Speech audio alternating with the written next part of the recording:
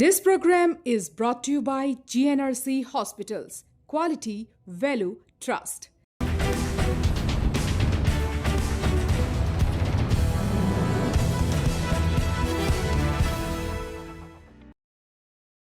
মেজমেলৰ মজিয়ালে আপোনাক জনাইছোঁ আন্তৰিক আদৰণি। এক অভাৱনীয় বিমৰ্ষ মুহূৰ্তত আপোনালোকৰ সন্মুখত থিয় হৈছোঁ আৰু মেজমেলৰ এই অংশত আমি পুনৰ আপোনালোকক লৈ যাম নাজিৰা বিহুবৰ চন্তকৰ বানপীড়িত অঞ্চললৈ, য'ত হাজাৰ হাজাৰ মানুহে হেৰুৱাইছে ঘৰ। 15,000 মানুহৰ ঘৰ ভাঙি চুৰমাৰ হৈ গৈছে। ভিতৰত পলস, পথাৰত পলস, বাটত পলস, ক'তো যাব নোৱাৰি। পলসৰ মাজত মৃতদেহ এতিয়াও উদ্ধাৰ হ'বলৈ বাকী। তেনেকুৱা অৱস্থাত আমি বানপীড়িত ৰাইজৰ কাষত থিয় হৈছিলোঁ আৰু তেওঁলোকৰ মনৰ অৱস্থাৰ বুজ ল'বলৈ চেষ্টা কৰিছিলোঁ, আপোনালোকক দেখুৱাবৰ বাবে চেষ্টা কৰিছিলোঁ, নীতি নিৰ্ধাৰকসকলক প্ৰদৰ্শন কৰাৰ চেষ্টা কৰিছিলোঁ। এই খণ্ডটিত আমি এই গোটেই ঘটনাৱলীৰ এই অভাৱনীয় বান পৰিস্থিতিৰ উচ্চ সন্ধান কৰিম। আহক আগবাঢ়ো নাজিৰাৰ পৰা চন্তক বিহুবোৰলৈ।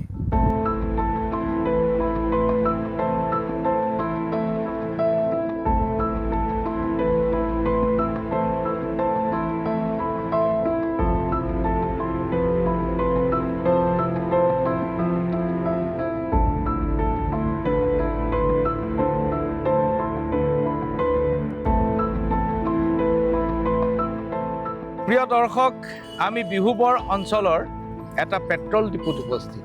এই পেট্ৰল ডিপুটো এছআৰ কোম্পানীৰ পেট্ৰল ডিপু। এই পেট্ৰল ডিপুটো বিহুবৰ অঞ্চলৰ এটা ওখ ঠাইত অৱস্থিত।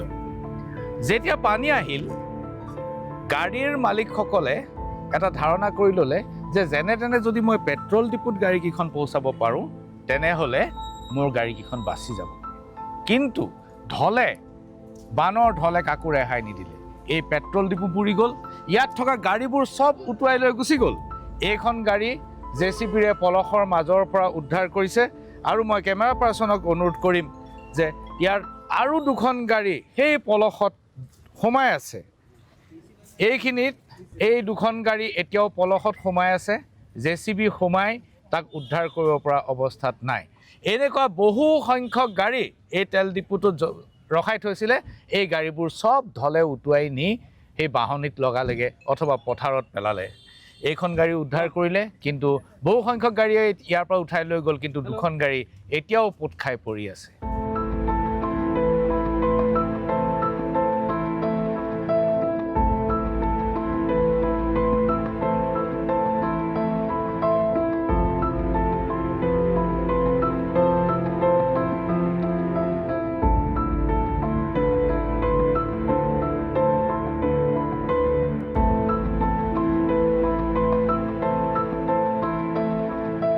প্ৰিয় দৰ্শক, আমি এই মুহূৰ্তত অগ্ৰসৰ হৈছোঁ আটাইতকৈ বেছি ক্ষতিগ্ৰস্ত অঞ্চলটোলৈ, য'ত এতিয়াও বহু মানুহ সন্ধানহীন হৈ আছে। এই বানপানীত এতিয়ালৈকে 68টা মৃতদেহ উদ্ধাৰ কৰা হৈছে আৰু এই মৃতদেহবিলাকৰ সৰহ সংখ্যক মৃতদেহেই এই অঞ্চলটোৰ, আৰু যিটো অঞ্চলৰ নাম নেপালী খুঁটি। নেপালী খুঁটিত আমি অহাৰ পূৰ্বেই বহু সংখ্যক সাহায্য গাড়ী ইতিমধ্যে সোমাই গ'ল, যাৰ কাৰণে ইয়াত এটা সৰু সুৰা জামৰ সৃষ্টি হৈছে। এতিয়া এই গাড়ীবিলাক ওপৰলৈ যাবলৈ গোটেই বোকাত গাড়ী সোমাই যোৱাৰ আশংকা বিদ্যমান।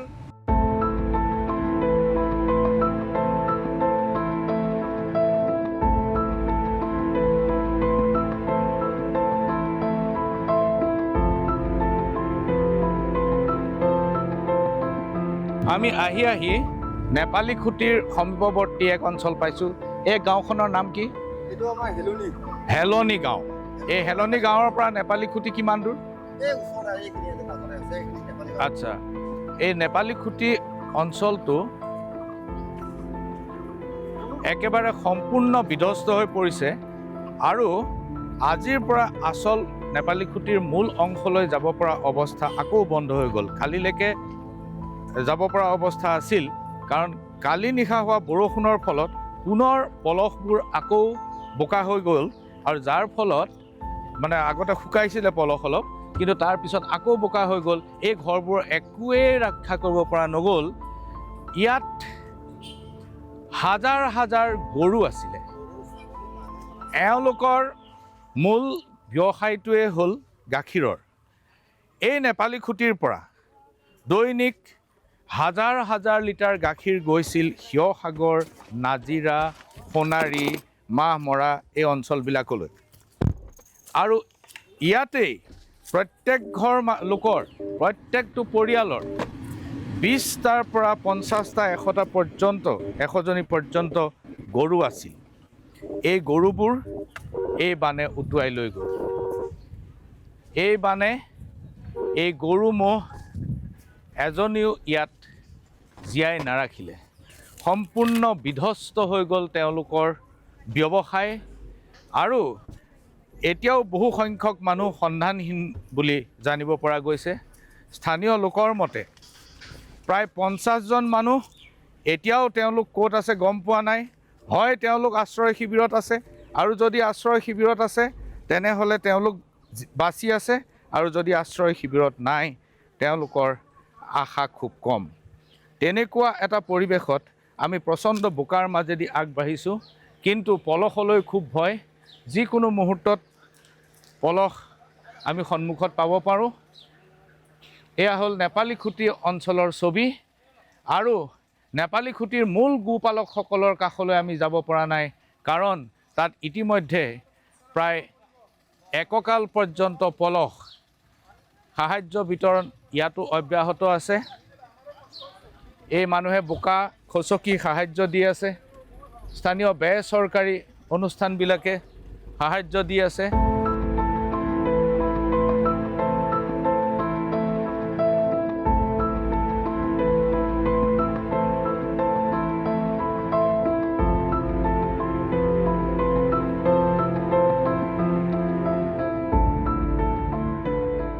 আপোনালোক ক'ৰ পৰা আহিছে?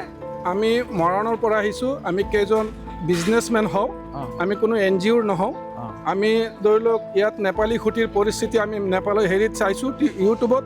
যিটো কণ্ডিশ্যন ভগৱানে কৰিলে সেইটো মোৰ মতে কোনো ভগৱানে যদি সহায় নকৰে ৰাইজেও নোৱাৰিব, একেবাৰে চব উঠাই লৈ গ'ল।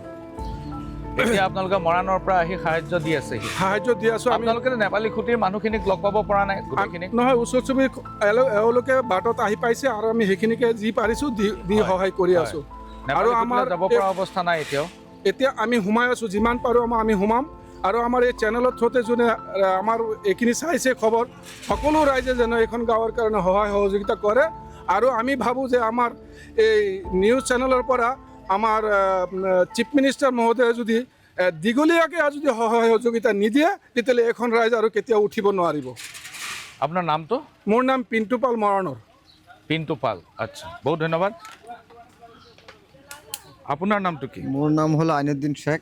আইনুদ্দিন শেখ, আপোনাৰ ঘৰ? মোৰ ঘৰ বিহুগড়। হেলনি পথাৰ, আমাৰ নেপালী খুঁটিৰ পৰা হেলনি পথাৰ বুলি কয়। হয় ছাৰ, আমাৰ এইখিনি বস্তু চাওক, আমি কোনো বস্তু বচাব নোৱাৰিলোঁ। যিমান গৰু ছাগলী আছিলে মানুহ কোনোবা এটা বচাব নোৱাৰিলোঁ। ইয়াত যে নেপালী মানুহখিনি আছিল ক'লৈ গ'ল? ছাৰ, মানে ইয়াত ক'ব গ'লে আপোনাৰ 100-150 মানুহ এইবিলাক পাত্তা নাই, এতিয়ালৈকে খবৰ কাটি পোৱা নাই। 100-150 মানুহৰ এইবিলাক পাত্তা নাই। আৰু ক'ত য'ত ত'ত মানুহ আমি পালোঁ, ডেড বডি পাইছোঁ। কোনোবা ল'ৰা ছোৱালী গাঁতত লৈ পৰিছে, এইবিলাক বচাব নোৱাৰিলোঁ। তো মই জানা পৰ্ত মই 10টা মানুহ বচালোঁ। বচাই মেলি পিছত মোৰ জানটো যাবলগীয়া হৈছিলে, সেইটো কাৰণে মই জানটো অলপ বচালোঁ। টিউব এটা পালোঁ, ৰাস্তা টায়াৰ এটা পালোঁ, টিউব পাই মেলি মানে পানী পূৰা স্পীডত হৈ আছিলে, মানে বচাব পৰা নাই। লাষ্টত গৈ বচিলোঁ যেন তেন। সেই পোষ্টত লাগি গৈ পোষ্টে মোক বচালে। এই মানুহখিনি বচাই মেলি এই মাজাৰ ওচৰত মন্দিৰ নাই, এইটো শিৱ মন্দিৰ, আমাৰ মন্দিৰৰ ওচৰত মানুহখিনি মই থিয় কৰি থৈ দিছোঁ। আচ্ছা, দি পেলাই নিজৰ পিন্ধা কাপোৰখিনি বচাবলৈ পোৱা নাই। নোপোৱাকৈ লোকৰ পৰা ধাৰ মাগি আনি মানুহখিনি মই সাহায্য কৰি ৰাতি শুবলৈ মই দিছোঁ। এই মানুহবোৰ এতিয়া নেপালী খুঁটিৰ মানুহবোৰ ক'ত গ'ল বুলি ভাবিছে? নেপালী খুঁটিৰ মানুহ ছাৰ এতিয়ালৈকে আমি কোনো ক'ব নোৱাৰিছোঁ কোন মানুহ ক'ত আছে। এতিয়া ফোনৰ যুগত কোনোবা কণ্টেক্ট কৰিছে, কোনোবা নাই। এতিয়া ওলাই আছে, এটা দুটা ফোন কৰি খবৰ পাইছে কোনোবা মানুহ ক'ত গ'ল। আৰু কোনোবা মানুহ মোবাইল যোনে আছে ওচৰ মানুহ চাপৰবিলাক মানে খবৰ কাটি কৰি পেলাই কৈছে যে আমাৰ ইয়াৰ মানুহখিনি আমি পোৱা নাই যদি তেতিয়া ডেড বডি এতিয়ালৈকে পোৱা নাই। কোনোবা জেগাত 2-3টা ডেড বডি পাইছে, কোনোবা জেগাত একো নাই পোৱা। এনে গতিকে আমাৰ কাণতো মানে এনেকা হৈছে ছাৰ, আপোনালোকে চাই যাওক। কোনো ঘৰ দৰ বস্তু বাহিনী মানুহ বতা একো বচাবলৈ নাই, গোটেই ধ্বংস হৈ গ'ল। বহুত ধন্যবাদ।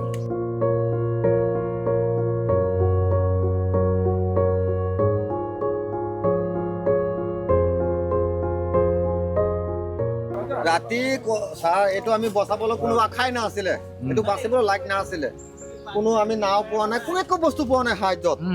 কলগাছ কাটি আৰু পইচা দি নোৱাৰো, ইমান পানী ওপৰত ফাট মাৰিছে। পইচা দি 20,000 টকা দি আমি 4 আমি আপোনালোকৰ এইটো ঘৰ হয় মোৰ হয় সেইটো আচ্ছা, আৰু এইটো কাৰ ঘৰ? এইটো মোৰ ভতিজাৰ ঘৰ। ভতিজাৰ ঘৰ। হয় আচ্ছা, এতিয়া এই ঘৰটোতো একো নাবাছিল, একো নাবাছিল। হয় তিনলৈকে পানী উঠিছে। তিনলৈকে পানী উঠিছে সেইটো ছাৰ, সেইটো ইটাখিনি যিমানখিনি লৈ আছে ভালকে পানী উঠিছে।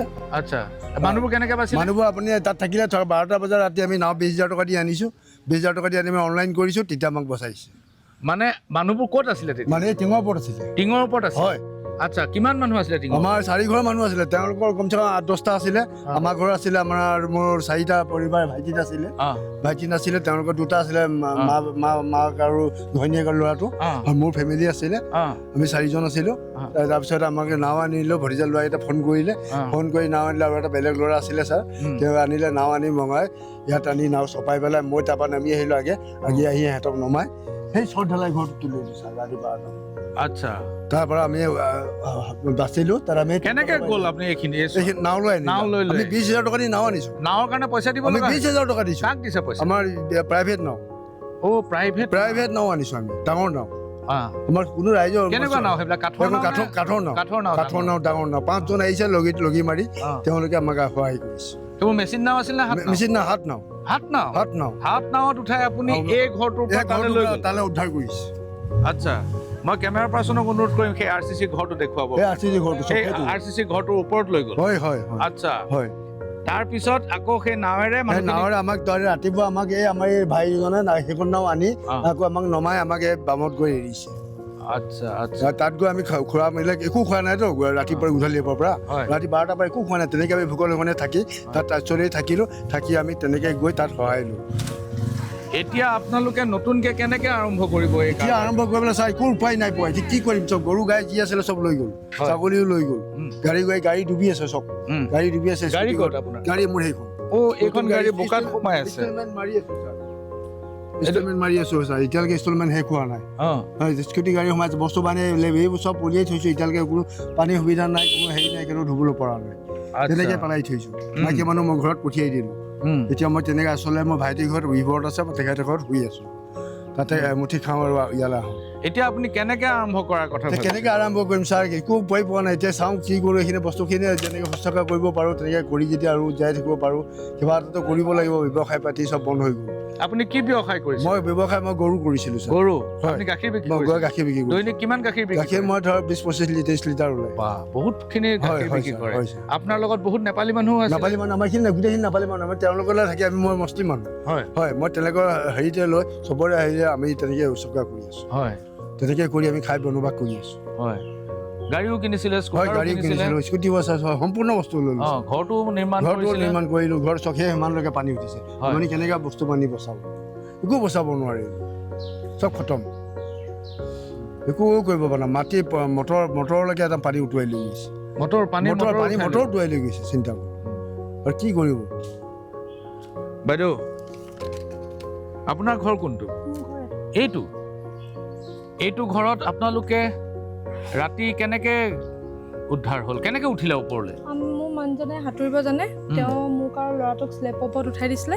তাৰপিছত শ্লেপৰ ওপৰত 10-20 মিনিটমান থাকিছিলোৱে, তাৰপিছত আকৌ একদম পুৰা শ্লেপৰ ওপৰতো পানী হৈ গ'ল। শ্লেপৰ ওপৰতো পানী আহি গ'ল। মানুহজনে মোক আৰু ল'ৰাটোক কাণত লৈ পিনে টিঙৰ ওপৰত টিং ফালি, আৰু এজন ওচৰৰ দাদা এজন আহি আমাক টিং ফালি ল'ৰাটোক আৰু মোক উঠাই দিছিলে। তাৰপিছত 10টা বজাৰ পৰা আমি 8:30লৈকে টিঙৰ ওপৰতে থাকিলোঁ। ৰাতিপুৱা নহয়, ৰাতিপুৱা 10টা বজাৰ পৰা মানে ৰাতি 8:30লৈকে টিঙতে থাকিলোঁ। অকণমান পানীও নাই, ল'ৰাটো সৰু ল'ৰাটোক লৈ তেনেকৈ পোহৰো নাই, তেনেকৈ থাকিলোঁ। তাৰপিছত ৰাতি নাও এখন আহি ভাইটিহঁতি মাতি পিনে আমাক এইখনৰ পৰা সেই ইহঁতৰ চট ঢালাই ঘৰটোত সেইটো মোক কৈছে, নাও এখন আহি গ'ল। এতিয়া আপোনাৰতো একো বাচি নাথাকিল, এই আলনা বিচনা চবতে বোকা, চব বোকা। মোৰ ৰুমৰ বস্তু এতিয়ালৈকে মই এটাও হাত দিবই পৰা নাই, ওলাবও পৰা নাই। আপুনি আহকচোন মোৰ লগত। এই মুৰ্গীবিলাক কাৰ?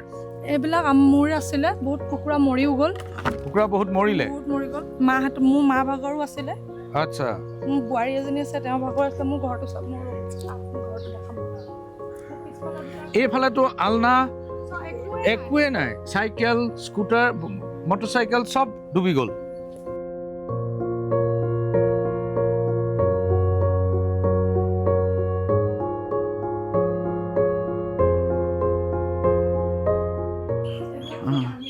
এই গোটেই ঘৰ এতিয়া বোকা ভিতৰৰ লেপ তুলি চব একোৱে বচাব পৰা নাই, চব এনে সেইটো ৱাশ্বিং মেচিন ভিতৰত মোৰ মানুহজনৰ ফাৰ্ম আছিলে, আমি ব্যৱসায় সেইটোৱে কৰি খাই আছিলোঁ। 2000 পোৱালি আছিলে, গোটেই পোৱালিয়ে কি আছিলে আপোনাৰ মোৰ ফাৰ্ম এটা আছিলে, কিহৰ ফাৰ্ম ব্ৰইলাৰ ফাৰ্ম। মানুহজনে সেইটো কৰি আমাক খুৱাই আছিলে। ব্ৰইলাৰ ফাৰ্মখন ক'ত আছিলে এই আগত আছিলে, সেইটো উঠি গ'ল সেইটো সম্পূৰ্ণ গোটেই ফাৰ্মখন লৈ গুচি গ'ল। কিমান মুৰ্গী আছিলে 2000 পোৱালি আছিলে। 20 দিন হৈছিলে পোৱালিখিনি। ইনভাৰ্টাৰ, বেটেৰী, ফেন চেন যিমান আছিলে চব ফাৰ্মটো চব লৈ গুচি গ'ল। এতিয়াতো উপাৰ্জনৰ কোনো ৰাস্তা নাই একোৱে নাই। মানুহজন মানে পুৰা জিৰ' হৈ গ'ল। তেওঁ মানে কিবা এটা কৰি আমাক ল'ৰা ছোৱালীকেইটাক লৈ মোক এমুঠি খুৱাব যে, তেওঁ সেইটোও নাইকিয়া হৈ গ'ল। এতিয়া তেওঁ ক'ত আছে তেওঁ তাতে ৰাস্তাতে আছে আচ্ছা এইটো ৱাশ্বিং মেচিন আছিলে আপোনাৰ ৱাশ্বিং মেচিন আছিলে। এইটো কি আছিলে তলত এইটো এইবিলাক এই ভাইটি ভাগৰ বস্তু আছিলে, ট্ৰাংক আছিলে নেকি এইবিলাক আচ্ছা। এই পিছৰ ঘৰ এইবিলাক মোৰ পাকঘৰ চাকঘৰ চব ভাঙি গ'ল, চব ভাঙি গ'ল। আচ্ছা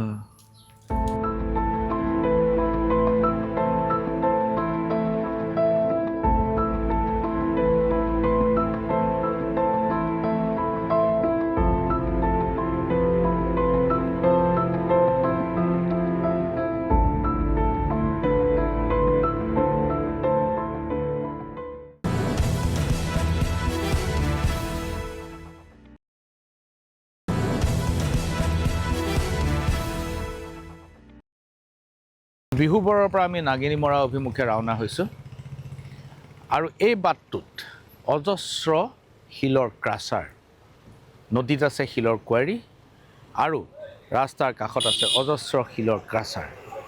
এই এটা শিলৰ ক্ৰাছাৰ প্ৰকাণ্ড। ইয়াত নগা পাহাৰৰ পৰা আৰু দিখৌ নদীৰ পৰা যি শিল উৎখাত কৰিছে, শিল আহৰণ কৰে, সেই শিল ইয়াত ক্ৰাছ কৰি ইয়াৰ পৰা যোগান ধৰা হয় বিভিন্ন কনষ্ট্ৰাকশ্যনৰ কামত, নিৰ্মাণৰ কামত। এইটো এটা অন্যতম কাৰণ বুলি চিহ্নিত হৈছে যে এই যিটো বান হ'ল, এই যিটো অভাৱনীয় বান, যিটো 100 বছৰে কোনেও দেখা নাছিলে, তেনেকুৱা এটা বান, এই বানৰ অন্যতম কাৰণ হিচাপে চিহ্নিত হৈছে যে দিখৌ নদীত চলা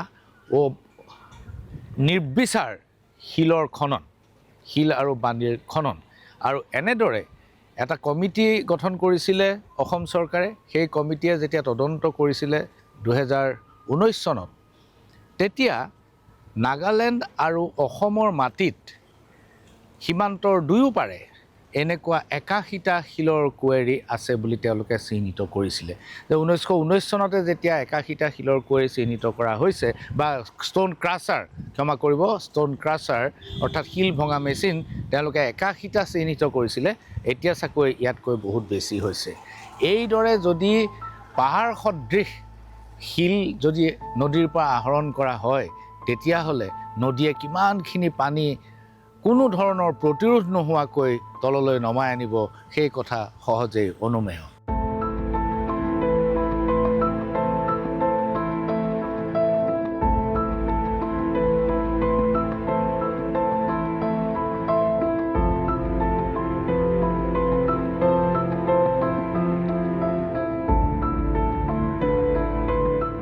ইয়াত আপোনাৰ এই মানুহজনে মানে ঘৰটো বনাই আছিলে, ঘৰটো মানে তেওঁ কমপ্লিট কৰিব পৰাই নাই, মানে পইচা পাতি অলপ অভাৱ হৈ গ'ল।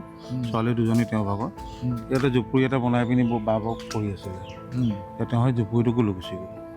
ইয়াতে আছিলে হয়, এইটো দেখিছেনে বেৰ এখন লাগি আছে যে, এই বেৰখন যে লাগি আছে, এই তাতে বনাই পিনি তেওঁলোকৰ মানে সেইটো বনাব নোৱাৰিলে। আৰু চৰকাৰৰ ঘৰো দিয়া নাই, এইটো ঘৰটো অলপ নিজৰ পইচা দি অলপ উঠাই মেলি দিয়াৰ কাৰণে এতিয়া চৰকাৰে তেওঁলোকৰ ঘৰো দিয়া নাই পকা ঘৰ দেখি পিনি। এতিয়া তেওঁ ঘৰটো তেওঁ সেই পিছফালে ঘৰটো বনাই আছিলে। হয়, এইটো বনাইছিলে, এইটো নোৱাৰিলে মানে তেওঁ থাকি গ'ল। আজি হৈ গ'ল আপোনাৰ 2 বছৰ মানে হৈ গ'ল, এনেকৈ মানে পৰি আছে আৰু পৰি আছে। বুজিছোঁ। তেওঁ মানে মাটি অলপ আছিলে, এই বেক চাইডে মাটি অলপ পাই পিনি বিকিলে, বিকি পিনি ঘৰটো উঠালে। তাৰপিছত এইখিনি হৈছিলে। আৰু অলপমান কাম বাকী আছিলে, তেওঁ কৰিব নোৱাৰিলে আৰু লাষ্টত পইচাটোও নুজুৰিলে। মাটি এডোখৰ আছিলে বিকিবলৈ, তেওঁ মানুহো পোৱা নাই, তেওঁ মানুহ বিচাৰি ফুৰিছে। কিন্তু এতিয়া ক'ত ল'বলৈও জেগা নাইকিয়া, মানুহ তেওঁ নিজৰ অৱস্থা পাতিয়ে বেয়া হৈ গ'ল। এতিয়া ঘৰটো এনেকৈ থাকি যাব দেখিছোঁ। আৰু ইয়াত জুপুৰিটো বনাই আছিল, জুপুৰিটো ভাঙি গ'ল। আৰু সেইটো মানে আপোনাৰ কি ক'ম, আপোনাৰ বাপেকে এইজনো মানুহজনে চব্জি বেপাৰ কৰে, আৰু ল'ৰাটো উঠি অহা ল'ৰা আপোনাৰ 20-22 বছৰ, বহুত কষ্ট কৰি আপোনাৰ একদম হেভি বস্তু লৈছিলে, যিকেইটা লৈছিলে ডাবল ডোৰ ফ্ৰিজ, ৱাশ্বিং মেচিন, চব বেচাৰটো মানে বহুত কষ্ট কৰি আপোনাৰ দোকানত থাকে। এই ল'ৰাটোৱে ল'লে, গোটেইখিনি লৈ গুচি গ'ল। মানে এইখিনি আৰু এতিয়া ঘটিব পাৰিব যে এইটো সম্ভৱেই নহয়। মানে এটা জিন্দগী মানে কামানি, এতিয়া ধৰি লওক আজি মোৰ বয়স 37 হ'ল ন, 37 বয়সত মই যিখিনি কেমালো সেইখিনি গোটেইখিনি একে ঝাটকাতে লৈ গুচি গ'ল। এতিয়া আকৌ সেইখিনি গোটাবলৈ মোৰ 37 বছৰ লাগিব, ইমান দিন মোৰ জিন্দগী জীয়াই নাথাকিম। কিন্তু সেইটোৱে এতিয়া চৰকাৰৰ ওচৰত অনুৰোধ, চৰকাৰে কি কৰে কি নকৰে আমাৰ মানুহখিনিৰ কাৰণে। মানে ভালকৈ সাহাৰ্যখিনিও পোৱা নাই। যিখিনি মেইন ৰোডৰ কিনাৰত ওলাই আছে সেইখিনি মানুহে সাহাৰ্যখিনি বাৰে লৈ আছে। একে ঘৰৰ 5টা 6টা লৈ আছে। আৰু আমাৰ এইফালে ভিতৰৰ ফালে না গাড়ী সোমাব পাৰে, যি বোকা ৰাস্তা দেখিছে সোমাব নোৱাৰে। কিন্তু এইফালে মানুহখিনি সাহাৰ্যও ভালকৈ পোৱা নাই। আৰু কি ক'ম এতিয়া, আপোনাৰ এতিয়া ঘৰবিলাক দেখিছে। এতিয়া চৰকাৰৰ ওচৰত অনুৰোধ যাতে ঘৰ চৰ বনাই দিব পাৰে, যদি বনাই দিব আৰু। বহুত ধন্যবাদ, লগ পাম মই।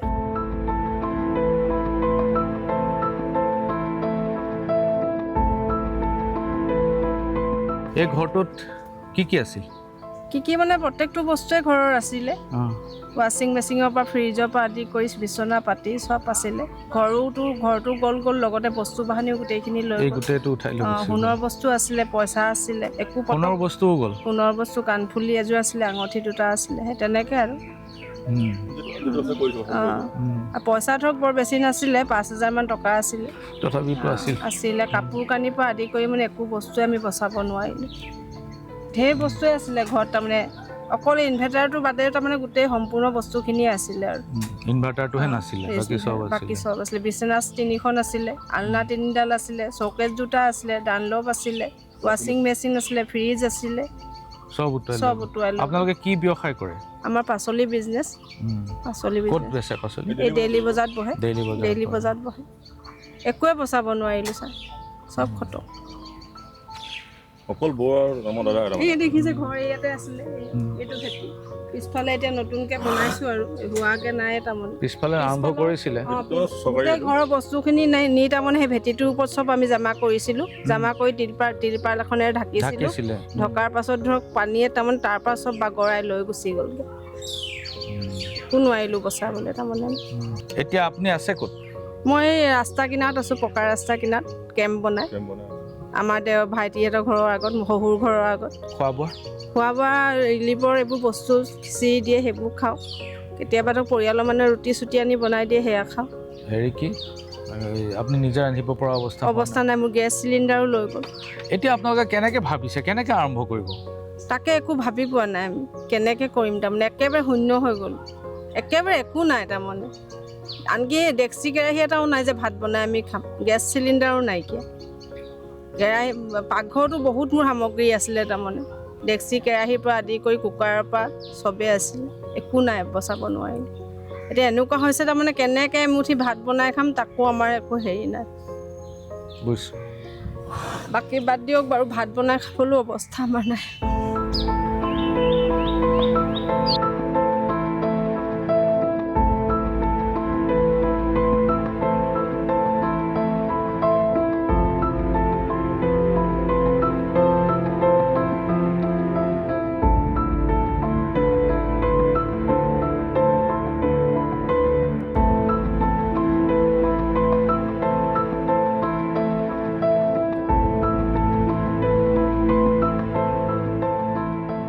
প্ৰিয় দৰ্শক, আমি নাগিনীমৰাৰ অভিমুখী পথৰ ৰমণীআলিৰ পৰা মাত্ৰ 100 মিটাৰ সোমাই আহিছোঁ। আৰু এই 100 মিটাৰ সোমাই আহিয়ে আমি দেখা পালোঁ মোৰ পিছফালে এইটো এটা প্ৰকাণ্ড শিলৰ পাহাৰ, মোৰ সোঁফালে সেইটো এটা প্ৰকাণ্ড শিলৰ পাহাৰ। এইদৰে দিখৌ নদীৰ বক্ষ খনন কৰি একেবাৰে সৰু সৰু শিলগুটি সংগ্ৰহ কৰা হৈছে। ইমানকণ পৰ্যন্ত সৰু শিলগুটি বাদ দিয়া হোৱা নাই। দিখৌ নদীৰ পৰা এইদৰে শিল আহৰণ কৰা হয় আৰু বিহুবৰৰ পৰা একেবাৰে নাগিনীমৰা নাগালেণ্ডৰ একেবাৰে সীমালৈকে এনেকুৱা অজস্ৰ শিলৰ দম, শিলৰ ভঁৰাল আপোনালোকে দেখিব। এই শিলবোৰ আহৰণ কৰাৰ ফলতে দিখৌ বক্ষ বিদীৰ্ণ হৈ গৈছে আৰু লাহে লাহে লাহে লাহে মাটি নামি নামি আহি আহি দিখৌৰ বুকু ওখ হৈ গ'ল। এতিয়া কয়লা আৰু শিল, এই দুয়োটা সম্পদ যেতিয়া পাহাৰৰ বুকুৰ পৰা নদীৰ বুকুৰ পৰা আহৰণ কৰা হৈছে পাহাৰৰ বুকুত সৃষ্টি হৈছে প্ৰকাণ্ড প্ৰকাণ্ড হ্ৰদৰ আৰ্টিফিচিয়েল লেক কৃত্ৰিম হ্ৰদ আৰু সেই হ্ৰদত অতিৰিক্ত বৰষুণ হোৱাৰ বাবে সেই হ্ৰদত পানী জমা হৈছে এই পানী জমা হোৱা পানীয়ে কোনোবা এটা পাৰ ভাঙিছে আৰু সেই পাৰ ভঙা পানী নিমিষতে সম্পূৰ্ণ এটা লেক হৰুখকৈ পৰাৰ নিচিনাকৈ এই গোটেই নাজিৰা অঞ্চলটো ইয়াৰ সমীপৱৰ্তী অঞ্চলটোত পৰিল যাৰ ফলত এঘণ্টা সময় নাপালে মানুহে বয় বস্তু উলিয়াবৰ কাৰণে কোনোবাই দেখিছে হঠাৎ সন্মুখত ৰাস্তাত পানী আৰু কৈছে ৰাস্তালৈ পানী আহিল লগে লগে ঘৰত পানী সোমাল আৰু একো কৰিব পৰা নগ'ল এয়া হৈছে আপোনালোকৰ সন্মুখত জীৱন্ত সাক্ষী যিবোৰ শিল আমি নিৰ্মাণৰ কামত বিভিন্ন ধৰণৰ নিৰ্মাণৰ কামত দলং ৰাস্তা ঘৰ নিৰ্মাণৰ কামত আমি ব্যৱহাৰ কৰি আছোঁ এইবোৰ চব সেই দিখৌৰ বুকু বিদীৰ্ণ কৰি আহৰণ কৰা শিল যাৰ ফলত আজি বানাক্ৰান্তই আশ্ৰয় লৈছে এই শিলৰ দমৰ ওপৰত কি এটা আইৰনী যে যি শিলৰ বাবে আজি তেওঁলোকৰ এই দুৰ্গতি সেই শিলৰ দমৰ ওপৰত তেওঁলোকে আশ্ৰয় ল'ব লগা হৈছে আহক আমি লগ পাওঁ এইসকল বানাক্ৰান্তৰ বিহুবৰৰ ৰমণীয়ালিৰ পৰা 100 মিটাৰ সোমায়ে এইসকল বানাক্ৰান্ত ৰৈছে আপোনাৰ মোৰ দৰে সাধাৰণ মানুহৰ সাহায্যৰ অপেক্ষাত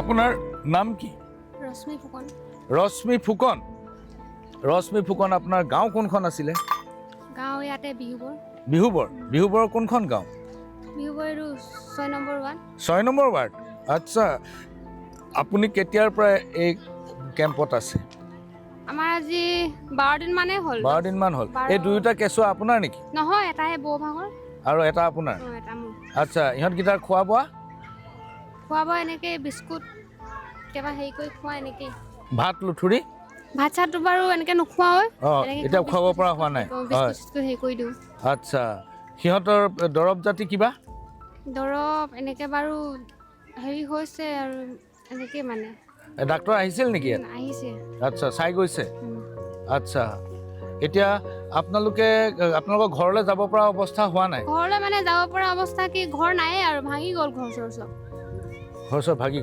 ভাঙি খতম চব এতিয়া ঘৰ বুলি ক'বলৈ নহয় আৰু মানে নতুনকৈ আৰম্ভ কৰিব লাগিব কেনেকৈ চিন্তা কৰিছে এতিয়া কেনেকৈ চিন্তা কৰিম আৰু এনেকৈ ভাবিছোঁ এতিয়া কি হ'ব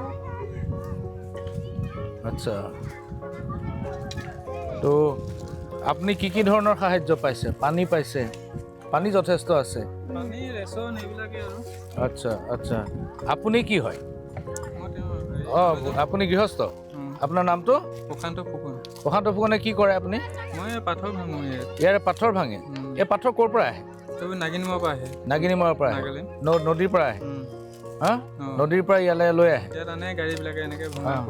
এই পাথৰটো আপোনাৰ মানুহে ভাঙে নে মেচিন দি ভাঙে মেচিনো ভাঙে আচ্ছা মেটেল ৰাস্তাত দিয়ে না মেটেল এইটো মানে মানুহ ভঙা কৰা হয় আচ্ছা মেচিনত ভঙা সৰু পাথৰবিলাক আচ্ছা দৈনিক কিমান গাড়ী সোমায় ইয়াত গাড়ী সোমায় বহুত গাড়ী সোমায় দিন আচ্ছা কিমান 10খন 12খন বেছি সোমায় কমেও 40-50খন নিচিনা গাড়ী সোমাই থাকে কমেও 40-50খন গাড়ী 40-50খন গাড়ী এইটো ষ্টকতে সোমায় মানে এইটো বহুত তললৈ যায় এৰিয়া আছে বহুত ডাঙৰ এৰিয়া এই যে শিলৰ কাৰণে যে পানীটো হৈছে আপুনি গম পাইছেনে বাৰু ফুকন এতিয়া ইমানটোতো এনেকৈ গম নাপাওঁ ন কেনেকৈ যে এইফালৰ পৰা পানী আহি আছে এতিয়া ওপৰৰ পৰা পানীটো এনেকুৱা পানীটোৱে লাইফত হোৱা নাই এইবাৰ ফাৰ্ষ্ট হৈছে কৈছে ডাঙৰ বুঢ়া মানুহবিলাকে কৈছে মানে আমিতো দেখাই নাই বাৰু এইবাৰ আমিও ফাৰ্ষ্টে পাইছোঁ ইয়াত পানী এনেকুৱা হোৱা হয় আচ্ছা আপোনাৰ নামটো কি মোৰ নাম কৃপন কুৰ্মী আপুনি এনেকুৱা শিলৰ দম এইখিনিত কিমান আছে শিলৰ ষ্টক? শিলৰ ডিম তই ইয়াতে দুটাই আছে এনেকে আৰু মেচিনৰ যিখিনি আছে মেচিন এইটো মেচিন কিমান আছে? মেচিন এনেকে 50-60টামান হ'ব। 50-60টা ক্ৰাছাৰ আছে? ক্ৰাছাৰ মেচিন আছে? কেঁচাৰ দাস আছে। আপুনিও ক্ৰাছাৰত কাম কৰে নেকি? হয়, আমি মজদুৰ হয়, আমি শিলৰে কাম কৰি খাওঁ। শিলৰে কাম কৰে? শিলৰে কাম কৰোঁ আমি। শিল কেতিয়াবা মেটেল ভাঙো, কেতিয়াবা মেচিনত কৰোঁ, কেতিয়াবা গাড়ী চাড়ী বাহিৰৰ আহিলে লোডিং কৰোঁ, এইবিলাকে কৰি আৰু যেন তেন গুজৰাটো কাট। 40-50খন গাড়ী ইয়ালৈকে সোমায়?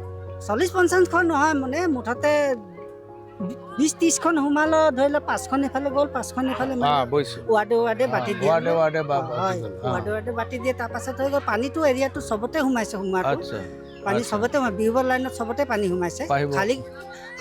খালি চাবলৈ গ'লে এইটো আপোনাৰ গাড়ী লিকটো যিটো আছে ইয়াৰ পৰা লৈ আপোনাৰ এইটো মাজাৰ ওচৰৰ পৰা লৈ আপোনাৰ মাদ্ৰাছী কলনীলৈকে মুঠতে ৰাস্তা লাইনটো থাকি গ'ল। তাৰ লগে মানুহ মানে ধৰ আমি এইখিনিতে আহি আছো, ৰাস্তা লাইনতে আছো। ৰাস্তা লাইনতে মানে ওখ এৰিয়া বুলি ইয়াতে হয়, তাৰ তলফালেও পানী হৈছে। হয়, আমি তলৰ পৰা আহিছো। আমাৰতো নদী লাইনটো ধৰি ল'লে সিফালে, সেইটো বৈ মেলি যিখন বাচিলে আমাৰতো শূন্য হৈ গ'ল আৰু ঘৰ দুৱাৰ যি ভাঙিলে।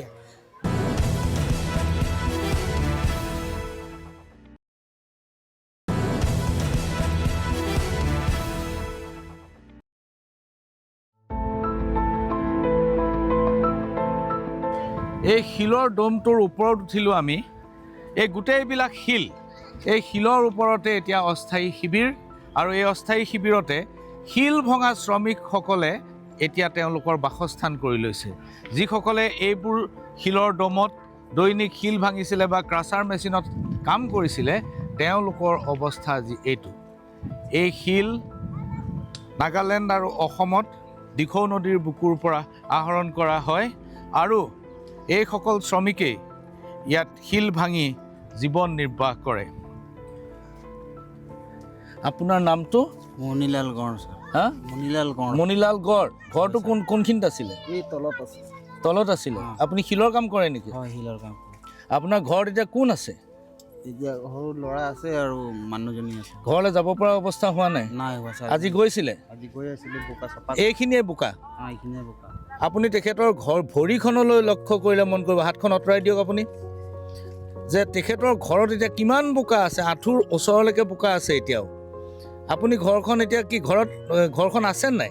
আছে, পৰি গৈছে। বেকা হৈ আছে মেইন ঘৰটো, ঘৰ বেৰেণ্ডা চব পৰি গ'ল। বস্তু কিবা ৰক্ষা কৰিব পাৰিলে নাই? নোৱাৰিলে। একোৱে নোৱাৰিলে? আচ্ছা, অকল আইডিখিনিহে ওলাই পলাব পাৰিলে। আচ্ছা।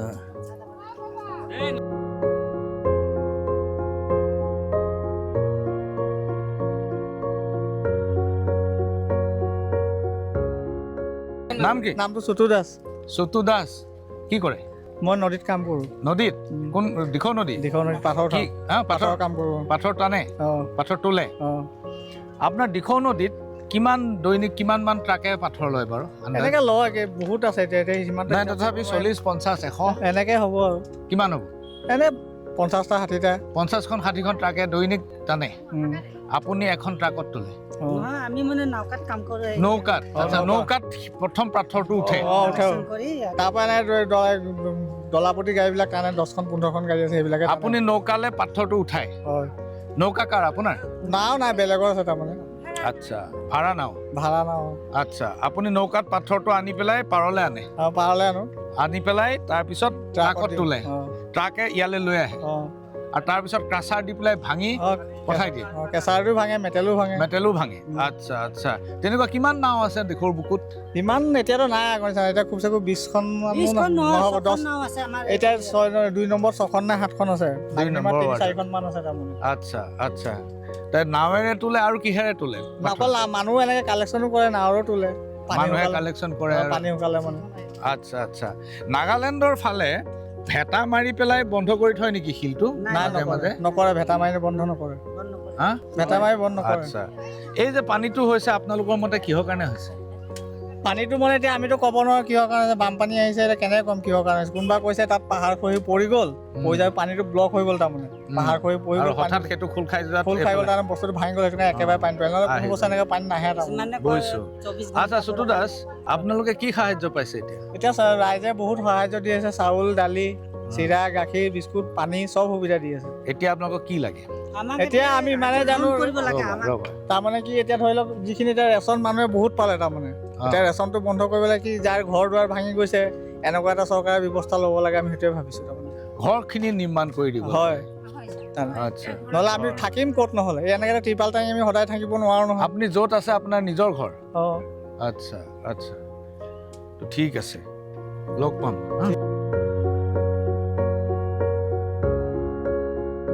ভণ্টি তোমাৰ নামটো কি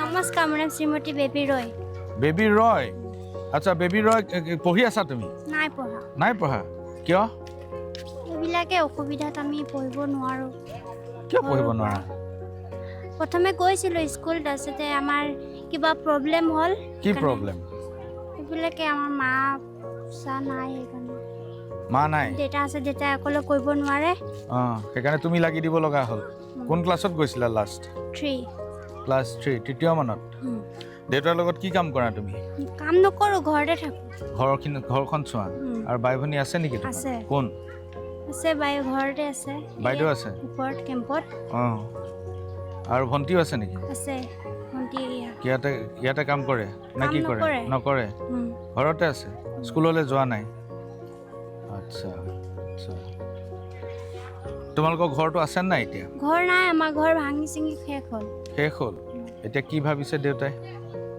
কি ভাবিছে আৰু তুমি কেনেকৈ আৰম্ভ কৰাৰ কথা কৈছা একো ভবা নাই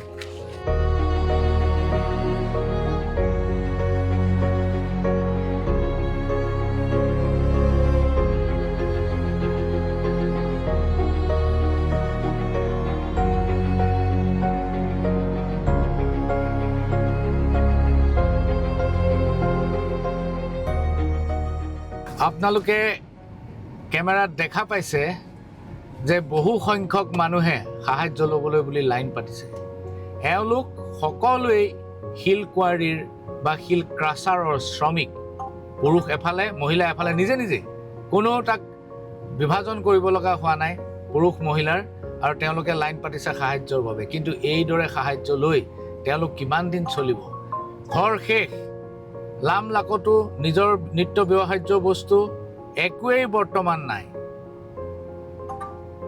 ল'ৰা ছোৱালীৰ পঢ়া শুনা এই অঞ্চলৰ এই শ্ৰমিকসকলৰ কোনো ল'ৰা ছোৱালীয়ে 70% ল'ৰা ছোৱালীয়ে স্কুললৈ নাযায় এই কথাটো আজিৰ দিনত কল্পনা কৰিব নোৱাৰা অৱস্থা কি ভৱিষ্যত ৰৈ আছে তেওঁলোকৰ বাবে 70% ল'ৰা ছোৱালী স্কুললৈ নাযায় শিক্ষা দীক্ষা গ্ৰহণ নকৰে দৈনিক 350খন ট্ৰাকে ইয়াৰ পৰা শিল কঢ়িয়ায় আৰু প্ৰায় 500খনতকৈ অধিক ডাম্পাৰ এই অঞ্চলটোত সোমাই কেৱল মাত্ৰ দিখৌ নদীৰ পৰা পাথৰ আনিবৰ বাবে শিল আনিবৰ বাবে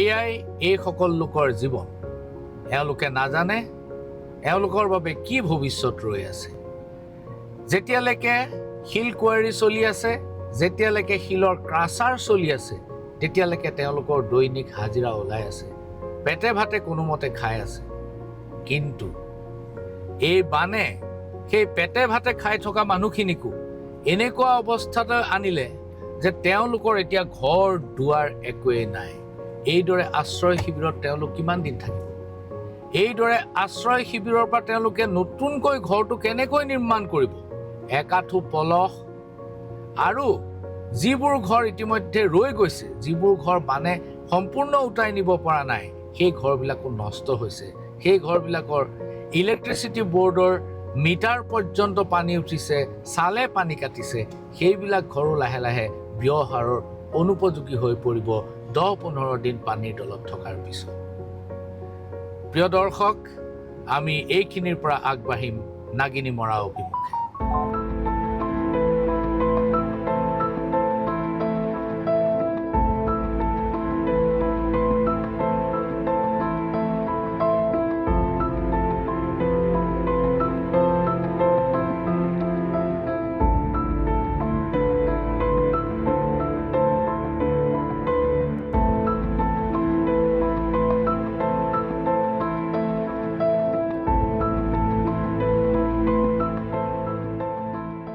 প্ৰিয় দৰ্শক, এয়া আমি লাহে লাহে নগা পাহাৰৰ ওচৰ চাপিছোঁ আৰু নগা পাহাৰৰ পাদদেশত আপোনালোকে দেখা পাইছে যে প্ৰকাণ্ড প্ৰকাণ্ড শিলৰ দম।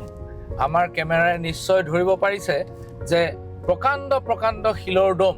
এই শিলবিলাক দিখৌ নৈৰ বুকুৰ পৰা, নগা পাহাৰৰ মাজেদি বৈ অহা দিখৌ নৈৰ বুকুৰ পৰা আহৰণ কৰা এইদৰে পাহাৰ সদৃশ শিলৰ দমৰ মাজেদি আমি আগবাঢ়িছোঁ আৰু এইদৰে শিল আহৰণ কৰাৰ ফলতেই আজিৰ এই কৃত্ৰিম বানপানী, এই হঠাৎ হোৱা বানপানী আমি দেখা পালোঁ। অদূৰত আমি দেখিছোঁ আৰু এটা ষ্ট'ন ক্ৰাছাৰ, এটা নহয় দুটা নহয়, লানি লানি মেচিন দেখা পাইছোঁ, শিল ভঙা মেচিন, লানি লানি মেচিন। আৰু লাহে লাহে আমি এই শিলৰ দমবিলাকৰ ওচৰ চাপিছোঁ। পাহাৰৰ ওচৰলৈ আমি যিমানে অগ্ৰসৰ হৈছোঁ সিমানেই আমাৰ শিলৰ দমৰ সংখ্যা বাঢ়ি বাঢ়ি গৈ আছে। ক্ষুদ্ৰ ক্ষুদ্ৰ আকৃতিৰ শিলো দিখৌ নদীৰ বুকুৰ পৰা আহৰণ কৰা হয়, চালনীৰে চালি পেলোৱা হয় তাক, আৰু চালনীৰে চালি তাক বিভিন্ন ধৰণৰ ভাগত ভাগ কৰা হয়। এয়া চাওক, আপোনাৰ মোৰ বাওঁফালে আপোনালোকে দেখিব এয়া লানি লানি এয়া শিল ভঙা মেচিনৰ শাৰী, আৰু ইয়াতেই এই দিখৌ নদীৰ বুকুৰ পৰা আহৰণ কৰা এইবিলাক জেচিপি, এইবিলাকেই পাহাৰ ভাঙে আৰু পাহাৰ ভাঙি শিল আহৰণ কৰে, পাহাৰৰ পৰা কয়লা আহৰণ কৰে আৰু দিখৌ নদীৰ বুকুৰ পৰা আহৰণ কৰে ডাঙৰৰ পৰা একেবাৰে ক্ষুদ্ৰাতি ক্ষুদ্ৰ শিলৰ টুকুৰা।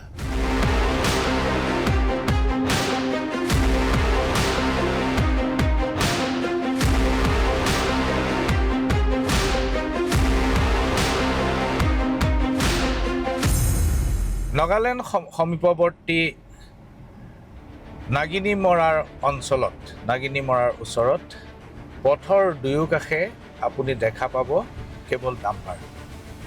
এই ডাম্পাৰবিলাকে, মোৰ পথৰ দুয়োকাষে আপোনালোকে দেখিছে যে ডাম্পাৰৰ শাৰী, এই ডাম্পাৰবিলাকে দৈনিক শিল আৰু কয়লা কঢ়িয়ায়।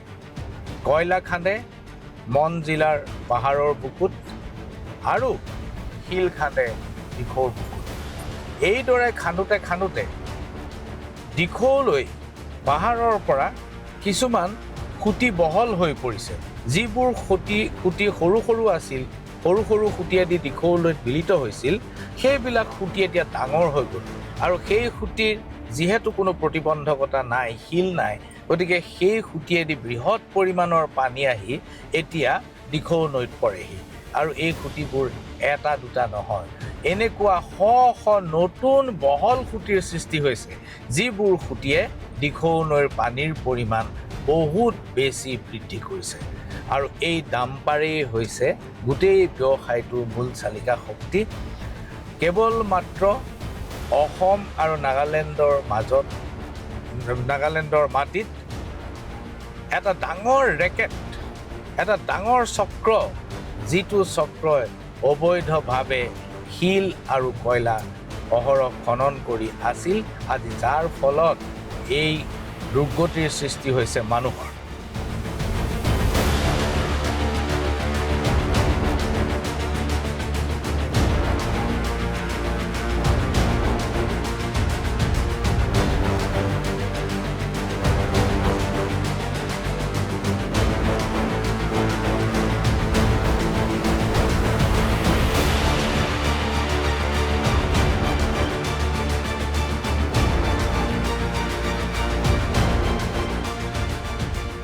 আপোনালোকে এই ছবিখন চাওক, এইখন কোনো লুকাই থকা ছবি নহয় আৰু এইখন কোনো সীমান্তৰ ছবি নহয়। এইটো অসমৰ মাটিৰ বুকুত বিহুবৰ অঞ্চলত একেবাৰে ৰমণীয়ালিৰ কাষত এয়া প্ৰকাণ্ড প্ৰকাণ্ড ষ্ট'ন ক্ৰাছাৰ আৰু ডাম্পাৰ।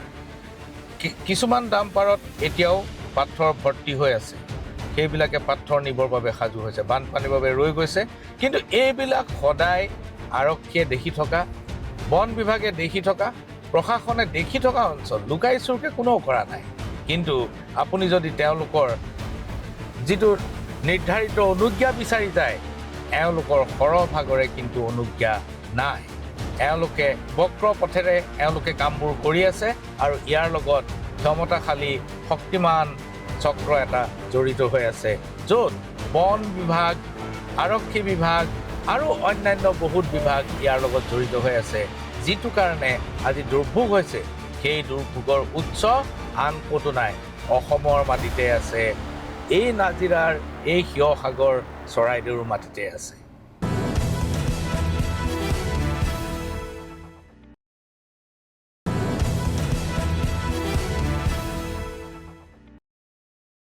প্ৰিয় দৰ্শক, আমি এই মুহূৰ্তত উপস্থিত নাজিৰাৰ প্ৰাক্তন বিধায়ক আৰু বিৰোধী পক্ষৰ প্ৰাক্তন দলপতি দেৱব্ৰত শইকীয়াৰ ঘৰত। দীৰ্ঘকালীন তেখেত ইয়াৰ বিধায়ক আছিল, গতিকে গোটেই অঞ্চলটোৰ গোটেই ভূগোল বুৰঞ্জী তেখেতৰ নখদৰ্পণত। শইকীয়া ডাঙৰীয়া, এই যিটো হঠাৎ হোৱা বানপানী, এই হঠাৎ হোৱা বানপানীটোৱে সকলোকে হতচকিত কৰিছে এই কাৰণেই যে পূৰ্বতে কিছু কিছু অঞ্চলত দিখৌৰ অলপমান পানী সোমায় আৰু এদিন দুদিনৰ পিছত সি নামি যায়। এইবাৰ সি একেবাৰে আধা ঘণ্টা সময়ো নিদিয়াকৈ ধুমুহাৰ গতিত আহিল আৰু একেবাৰে ধাহিমহি গ'ল। আমি যিবোৰ অঞ্চললৈ গৈছিলোঁ, বিহুবৰ, চন্তক, নেপালী খুটি, এই অঞ্চলবিলাকৰ মানুহ আৰু জীৱনত দ্বিতীয়বাৰৰ বাবে কঁকাল পোনাই থিয় হ'ব পৰাৰ সম্ভাৱনা একেবাৰে মানে সুদূৰ পৰাহত। এতিয়া এই পানীটো হঠাৎ হোৱা এই পানীটোৰ বিভিন্ন ধৰণৰ ব্যাখ্যা চলিছে। আপোনাৰ মতে এই পানীৰ কাৰণ কি? এই হঠাৎ হোৱা বানটোৰ কাৰণ কি? মানে চাওক, এই আপুনি যিখিনি কথা ক'লে একেবাৰে সত্য। মানে এনেকুৱা পানী আমাৰ ইয়াত কোনেও কেতিয়াও দেখা নাই। আমাৰ যিকেইটা সততে কোৱা শ্লোগান, বজাৰ আমাৰ, পথাৰ আমাৰ বা আত্মনিৰ্ভৰ অসম, এই গোটেইখিনি আমি এই অঞ্চলতে দেখা পাইছোঁ, কমকৈ হ'লেও। মানে আমি বিহাৰৰ পৰা জানো যে গৰুৰ গাখীৰ বা কিবা কিবি ডাঙৰ ডাঙৰ কণ্টেইনাৰত আহে, কিন্তু ইয়াত কেইখনমান গাঁও আছিলে, তেওঁলোকে আমাৰ লোকেল দোকানে পোহাৰে গাই গৰুৰ গাখীৰ দি আছিলে, আমাৰ লোকেল ইণ্ডাষ্ট্ৰি এটা আছিলে। ঠিক তেনেকৈ পথাৰবিলাকতো এতিয়া খেতিৰ একদম মানে কঠীয়া সিঁচা পৰা এইখন কাৰবাৰ চলি আছিলে। কিন্তু এই যিটো মানে প্ৰলয়ংকৰী বান আহিলে, এইটো কোনেও কেতিয়াও দেখা নাই, শুনা নাই। আগে পিছে আহে বান, পাহাৰীয়া নৈৰ ফ্লাড বুলি কওঁ। ৰাতিপুৱা আহি গ'ল, 24 ঘণ্টা থাকিলে কি নাথাকিলে, পিছদিনা ৰাতিপুৱা আপুনি মুখ চালে দেখিব যে আকৌ শুকাই গ'ল। মানে অকণমান সময়ৰ কাৰণে আহে। আৰু সেইকাৰণে ইয়াত কেতিয়াবা আমাক মানে ৰিলিফো নিদিয়ে। ইয়াত আমাৰ ৰিলিফ পোৱাকৈ কাৰবাৰেই নচলে, যদিহে ডাঙৰ বান নহয়, মানে 48 ঘণ্টা 36 ঘণ্টা নাথাকে। সেইটো কেতিয়াবা হয়। এইবাৰো বান আহিবৰ সময়ত মানুহে মানে আগবেলা ক'ত মাছ পাইছে, জাল মাৰিছে, এইবিলাক কৰি ফুৰিছে। কিন্তু এই গধূলি যিটো বান 2মান বজাৰ পিছত আহিলে, এই একেবাৰে গোটেই স্তব্ধ কৰি দিলে আমাৰ মহকুমা, আমাৰ জিলা। আৰু ইয়াৰ কাৰণ বুলি ক'বলৈ হ'লে 2-3টা কাৰণ আছে। আৰু গোটেইখিনি কিন্তু মানৱ সৃষ্ট কাৰণ মই ক'বলৈ গ'লে। এটা হ'ল আমাৰ ইয়াত মানে open caste mining, red hole mining, এই গোটেইবিলাক চলে। JCBবিলাক ডাঙৰ ডাঙৰ ছত্তীশগড়ৰ মানুহৰ বা ইয়াৰ কোনোবা মানুহে ভাড়াত লয়। তাত মানে ছত্তীশগড়ৰ মানুহ, তাত কোল মাইন্স আছে, তাৰ মানুহবিলাকৰ পইচা দি কিছুমান মেচিন কিনি আনি দিয়ে। ইয়াত লোকেল মানুহে নাগালেণ্ডৰ মানুহৰ লগত কণ্টেক্ট কৰি ইণ্ডিভিজুৱেল, তাতে চৰকাৰীকৰণ নহয়, ৰাষ্ট্ৰীয়কৃত নহয়, নাগালেণ্ডৰ নিয়মৰ কাৰণে, সেইখিনি তেওঁলোকে খান্দি মুক্ত খনন কৰি একদম পুখুৰী বনাই দিছে, ডাঙৰ ডাঙৰ নিচিনা হৈ। আপুনি নিশ্চয় দেখিছে যোৱাৰ কাৰণে। সেই পুখুৰীবিলাকত পানী জমা হ'ল আৰু এক্সেচিভ বৰষুণ হ'ল সেইদিনাখন। দ্বিতীয়তে সেই পানীয়ে দিগদাৰ কৰাৰ লগতে আমাৰ যিখন দিখৌ নৈ আৰম্ভ হ'ল ঔগুৰিজানত, দিখৌ নৈত 2016 চনৰ পৰা অবৈধ শিল বালিৰ চিণ্ডিকেট চলিবলৈ আৰম্ভ কৰিলে। ইয়াতে চৰকাৰী কেইটামান কুৱেৰী আছে, কিন্তু চৰকাৰী কুৱেৰীবিলাকত ছাফিচিয়েণ্ট নাথাকে, বন্ধ হয়। সেই গতিকে অবৈধভাৱে কৰে, খান্দি খান্দি নৈখন ধ্বংস কৰি পেলালে, নৈৰ গতিপথ সলনি কৰি পেলালে, নৈখন সাগৰ হৈ গ'ল। আপোনাৰ নিয়ম আছে, যেতিয়া মাইনিং প্লেন দিব লাগে, মাইনিং প্লেনত আৰু বহুত কণ্ডিশ্যন থাকে যে আপুনি নৈৰ যিটো বেংক মানে পাৰৰ পৰা 150 মিটাৰ দূৰত মানে ওচৰত খান্দিব নোৱাৰে, কাৰণ নৈখন নষ্ট হ'ব পাৰে। আমাৰ ইয়াত চৰকাৰে জলসম্পদ বিভাগে মথাউৰি বনায় আৰু এই চিণ্ডিকেটৰ অবৈধ ব্যৱসায়ীসকলে মথাউৰি ভাঙি পেলাই শিল বালি সংগ্ৰহ কৰে কাষত থকা। তাৰমানে নৈয়ে গতিপথ সলালে সেই নৈত পুৰণা বস্তু থাকি যায়। সেই থাকি যোৱাখিনি এতিয়া তেওঁলোকে সংগ্ৰহ কৰিবলৈ গৈ এই বিপদ কৰিলে আৰু এই বিপদ 16 চনৰ পৰা মই 18 চনৰ পৰা PIL দিয়া কণ্টেম্প্ট অফ কোৰ্ট দি মই হাইৰাণ হৈ গ'লোঁ কিন্তু আচ্ছা আপুনি এখন গুৱাহাটী উচ্চ ন্যায়ালয়ত এখন PIL কৰিছিলে হয় আৰু সেই PILৰ ফলত এখন কমিটিও গঠন কৰি দিছিলে আৰু মাইন্স এণ্ড মিনাৰেলছ ডিপাৰ্টমেণ্টকো ইয়াত এনগেজ কৰিছিলে এতিয়া ইয়াৰ পিছত ফ'ল' আপবিলাক কেনেকুৱা ধৰণৰ হ'ল ফ'ল' আপ মানে যিটো হয় আৰু কাগজে পত্ৰই কৰা নিচিনা কৰে কিন্তু এনফৰ্চমেণ্ট নকৰে মানে হাইকোৰ্টত তেওঁলোকে কাউণ্টাৰ এফিডেভিট দি দিলে যে আমি এই কথাখিনি আৰু নহয় আমি একদম ইয়াতে পেট্ৰলিং দি দিছোঁ এনেকুৱা নহয় কিন্তু মই আপোনালোকক সময় হ'লে মই পিছত দেখাম প্ৰতি বছৰে বছৰে মই যেতিয়াই মোৰ সমষ্টিলৈ আহিছিলোঁ বিধায়ক হৈ থকা অৱস্থাত প্ৰতিবাৰেই মই একোখনকৈ চিঠি chief secretary chief minister forest minister DC SP সকলোকে দিব লগা হৈছিল কাৰণ মই নিজৰ চকুৰ আগত মোৰ উপস্থিতিত মই এই আমাৰ ভয়াৱহ বিপদটো দেখি আছিলোঁ আজি এতিয়া মই যেতিয়া নাগিনী মৰাৰ ফালে গৈ আছোঁ হয় বিহুবৰ চন্তক এই গোটেই অঞ্চলটো একেবাৰে নাগিনী মৰাৰ নাগালেণ্ডৰ একদম অন্তিম সীমালৈকে য'ত চেকগেট আছে তালৈকে ৰাস্তাৰ দুয়োফালে প্ৰকাণ্ড শিলৰ দম আৰু ইয়াত যিবিলাক মানুহ বন্যাৰ্ত মানুহ বানত ক্ষতিগ্ৰস্ত হৈছে তাৰ 20-30% মানুহ এই শিল কোৱাৰীত কাম কৰা শ্ৰমিক হয় হয় তেওঁলোকে নিজেই নদীখন মানে কণ্ট্ৰেক্টৰে কৰিছে কণ্ট্ৰেক্টৰক আণ্ডাৰত কাম কৰিছে আৰু নিজৰ ক্ষতি হৈছে তেওঁলোকৰ একেবাৰে তাৰমানে ইয়াতে 2-3টা কথা এতিয়া যিখিনি মাটি য'ত এই কামবিলাক হয় এই মাটিখিনি অসম চৰকাৰৰ সহযোগত ডিছপুটেড এৰিয়া বুলি কোৱা হয় কিন্তু ইয়াতে কোনো ডিছপুট নাই আপোনাৰ মনত থাকিব 78 চনত দুলাল বৰুৱা ডাঙৰীয়া গড়কাপ্তানী মন্ত্ৰী আছিল আৰু সেই সময়ত নৰ্থ ইষ্ট NEC শক্তিশালী আছিল তেখেত PWD মিনিষ্টাৰ থাকোঁতে এটা বৰ্ডাৰ ফাণ্ডেদি পাইনিয়াৰ ৰোড বুলি কৰিছিলে সেই পাইনিয়াৰ ৰোডটো আমাৰ এতিয়াৰ যিখন বৰ্ডাৰ তাতকৈ বহুত আগত আছে অৰ্থাৎ সেই সময়ত সেইখিনি জেগা আমাৰ বুলি আমি কৈছিলোঁ পৰৱৰ্তী সময়ত আমাৰ অসম চৰকাৰৰ সোপাঢিলা নীতিৰ বাবে আমি পিছুৱাই আহিলোঁ আৰু আমাৰ ৰেভিনিউ ৰেকৰ্ডত থকা এৰিয়াটো আমি ডিছপুটেড এৰিয়া বুলি কৈ হস্তক্ষেপ কৰিব নিবিচাৰোঁ এই কলা ব্যৱসায়ীসকলৰ স্বাৰ্থত আৰু এই কথাখিনি বহুতবাৰ হৈছে তাতে যেতিয়া বৰ্ডাৰ আউটপোষ্ট মই বহুত এটা সময় 2004 চনত নাগালেণ্ডৰ পৰা NSCNে আহি পেলাই বহুত মানুহ হত্যা কৰিছিলে বিহুবৰত তেতিয়া আমি দাবী কৰি পেলাই তাত BOP বহাবলৈ ঠিক কৰিলোঁ মই লাগি আপ্ৰাণ চেষ্টাত BOP আনিছিলোঁ সেই BOPও কিন্তু পিছত ঠিকাদাৰ অসম পুলিচে প্ৰটেকশ্যন দিব নোৱাৰিলে তেওঁলোকে এতিয়া বহুত পিছুৱাই লৈ আহিলে দলং এখন আছে পকা দলংখনৰ ওচৰলৈ লৈ আহিলে কিন্তু এই পকা দলঙৰ পৰা ৱেলকাম টু নাগিনী মৰা সেই গোটেইবিলাক আমাৰ অঞ্চল প্ৰকৃততে এই গোটেইবিলাক মানে বহুত খেলিমেলি আছে ইয়াত আৰু এখন বাগান আছে উগুৰিজান বুলি তেওঁলোকে লেবাৰ মই গোটেইবিলাক তথ্য আছে লেবাৰ ৰাখে শ্ৰমিক 11জন বা 20জন আৰু তেওঁলোকৰ বাগানৰ মাটি আছিলে বহুত এই মাটিখিনিত তেওঁলোকে খেতি নকৰে এই হিল বালি চিণ্ডিকেটটোৱে অসম চৰকাৰৰ পৰা অনুমতি লৈছে যে আমি ইয়াত তাতে নতুন গছপুলি ৰুম নতুন গছপুলি ৰুবলৈ আপুনি চিন্তা কৰক এজোপা চাহ গছ নতুনকৈ পুৰণাজোপা উঘালি নতুন ৰুবলৈ কিমান লাগিব খুব বেছি 2 মিটাৰ আৰ্ট ফিলিং কৰি লৈ যাব তাত আপুনি 50টা 100টা হাতী ডুব যাব পৰা গাঁত খান্দি দিছে মেচিন লগাই যাতে গোটেইখিনি এই টেকনিকেল টাৰ্মত ৰিপ্লেণ্টেশ্যনৰ নামত গোটেই শিল বালি খহাই তাত মানে পুখুৰী বনাব পাৰে আৰু এই গোটেইবিলাকত আমাৰ অসম চৰকাৰৰ নীৰৱ দৰ্শক হৈ আছিল আৰু তাৰ ফলত আজি আমি 1931 চনত যিটো মুলান চাহাবে কৈছিল যে অসমীয়া মানুহ ইয়াত দেখিম এই মই বাকী মানুহ অসমীয়া বুলি কেতিয়াও মই নকওঁ সকলোৱে অসমীয়া কিন্তু মই যদি সেই কথাটোও কওঁ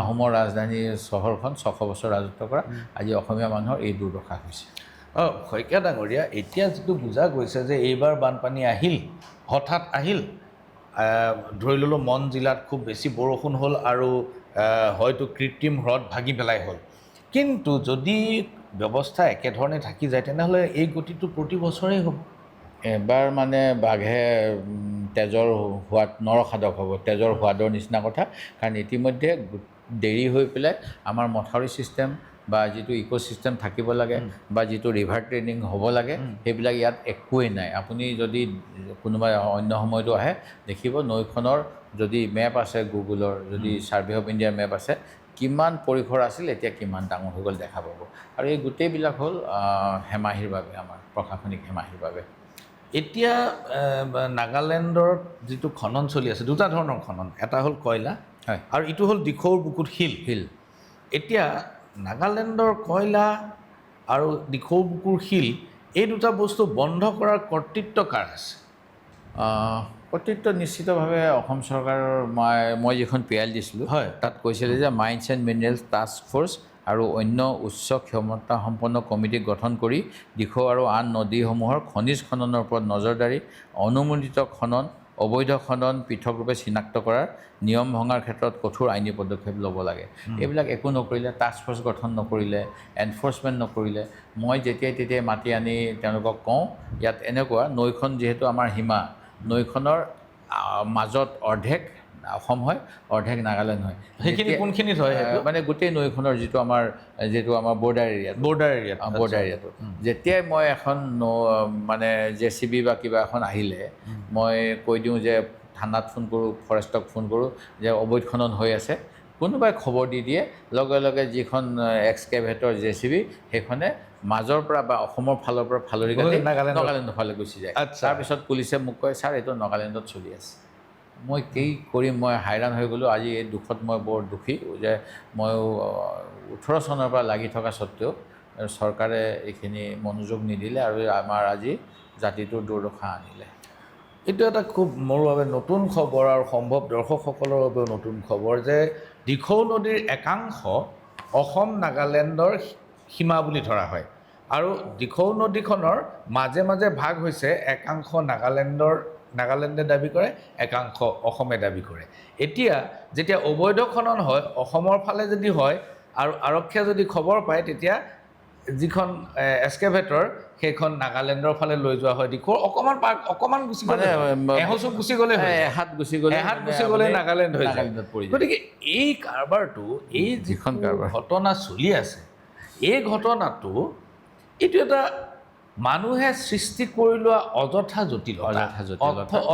জটিলতা কাৰণ ঘটনাটো হ'ল যে দুয়োখন ৰাজ্যৰ মাজত যদি আমি মাইন্স এণ্ড মিনাৰেলছ আমাৰ যদি প্ৰাকৃতিক সম্পদ মাটিৰ তলত থকা সম্পদ ৰক্ষা কৰিব খোজোঁ অথবা তাক পদ্ধতিগতভাৱে ব্যৱহাৰ কৰিব খোজোঁ তেনেহ'লে দুয়োখন চৰকাৰে আলোচনা কৰি কেন্দ্ৰৰ লগত ত্ৰিপাক্ষিক আলোচনা কৰি ইয়াক সমাধান কৰিব নোৱাৰাৰ কোনো কথা নাই বহুত ধন্যবাদ শইকীয়া ডাঙৰীয়া আপোনাৰ এই বান বিধ্বস্ত সময়ত আপুনি আমাক ইমানখিনি সময় দিলে তাৰ বাবে ধন্যবাদ আমি যোগাযোগত থাকিম আৰু আপোনাৰ পৰা মই অধিক তথ্য আহৰণ কৰাৰ চেষ্টা কৰিম থেংক ইউ এই মুহূৰ্তত আমি উপস্থিত নাগালেণ্ড সীমান্তৰ নাগিনীমৰা অঞ্চলত নাগিনীমৰা চেক গেটখন আপোনালোকে দেখিছে যে সেউজীয়া ৰঙৰ সেইখন নগা পাহাৰৰ চেক গেট আৰু ইয়াৰ পৰা ৱাকচিং 41 কিলোমিটাৰ মন 103 কিলোমিটাৰ অৰ্থাৎ মন জিলা য'ত এই প্ৰলয়ংকাৰী বানৰ সৃষ্টি হৈছিল মূল উৎস এই উৎসটো 103 kilometre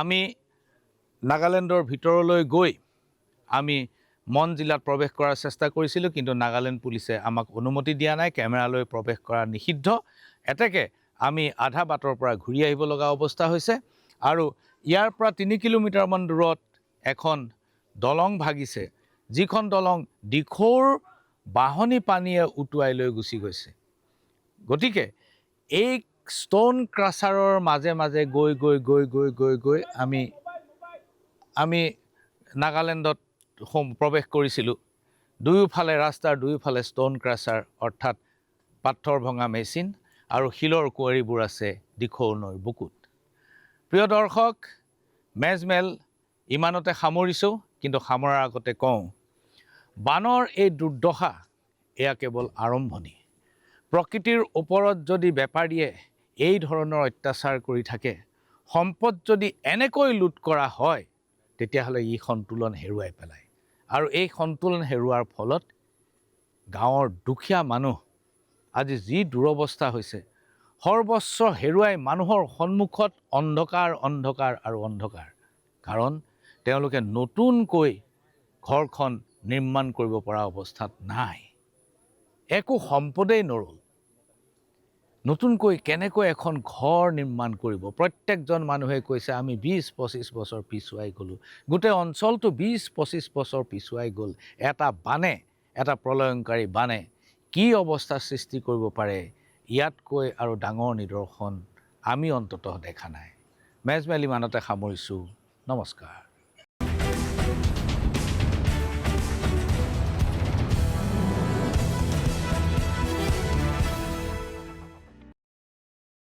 This program was brought to you by GNRC Hospitals. Quality, value, trust.